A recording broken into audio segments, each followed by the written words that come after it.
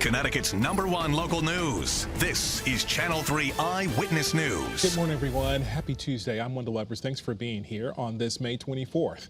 We start with a 16-year-old murder suspect who is out on a $2 million bond this morning. Raul Valle is accused of fatally stabbing another teenager and injuring 3 at a party in Shelton earlier this month. He has been released to his mother's home in Milford after getting out of jail just yesterday. Channel 3 Eyewitnesses reporter Marcy Jones explains his now restrictions. Investigators are still piecing together exactly what happened the night of May 14th. Court records show there were 2 high school parties happening in Shelton. Witnesses say a fight broke out involving Valle at the first party on Lazy Brook Road. Then shortly afterwards, Valle allegedly showed up to Laurel Glen Drive, where there was a second fight, and Valle is accused of stabbing 4 people, resulting in the death of 17-year-old Jimmy McGrath.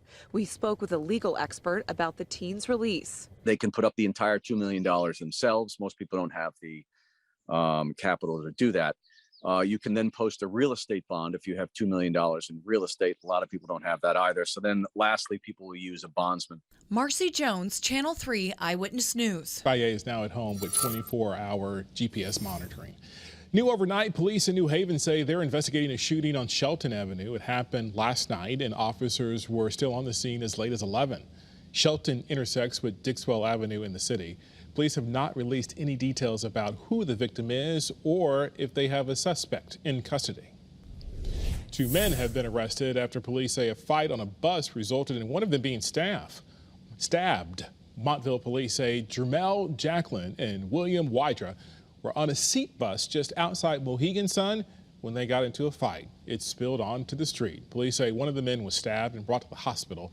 Jacqueline is facing assault charges, while Wydra is charged with breach of peace. The East Haven woman accused of tricking her husband, police say, out of $600,000 is due back in court today for a plea hearing. Police say Donna Marino convinced her husband, John, that he was senile. And police say she opened at least 25 credit cards in his name. Marino, as you can see here, was featured on Inside Edition earlier this month talking about his case and story. He says it was his daughter who discovered the alleged scheme.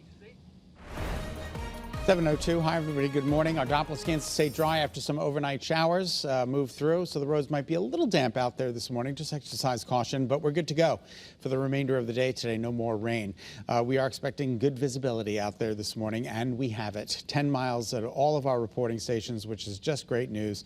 And according to Early Warning Futurecast, tomorrow's weather today, partly to mostly sunny. We just ran the clock down through 8 p.m. this evening. It's going to be a beautiful sunset. And overnight tonight, partly to mostly clear, and then tomorrow, another nice day of weather.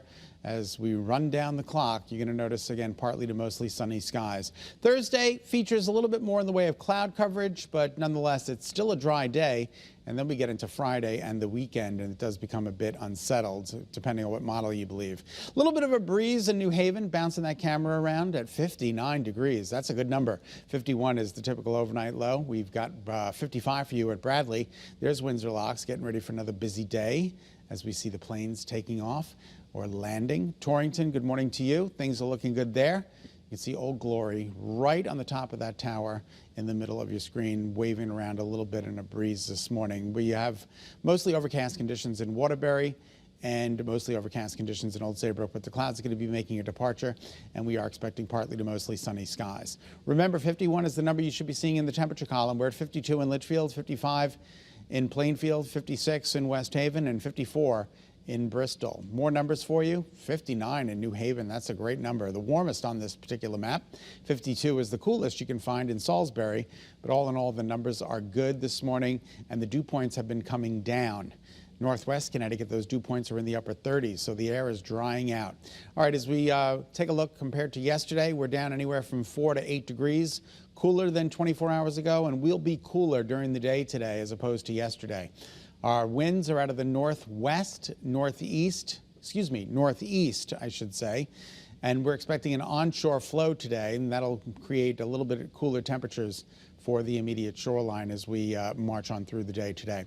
There are the temperatures, 70, 71, 72 under partly sunny skies for inland Connecticut. More of the same for the immediate shoreline, just a little bit cooler in the upper 60s. And again, it looks like a really nice day of weather. Satellite and radar, there's that rain that we had overnight moving through the state. That is well offshore now, so we don't have to worry about that. And according to the up close and personal look of Futurecast, things are looking good. As we run the clock down through 5 p.m., things are looking really good. So we hope you can get out there and enjoy. Daytime highs today climb into the low 70s, upper 60s for the shoreline. Morning clouds giving way to partial sunshine, if not mostly sunny skies. Wednesday looks good. Thursday looks good. Friday, mostly cloudy with scattered showers and thunderstorms around, especially in the evening and at night.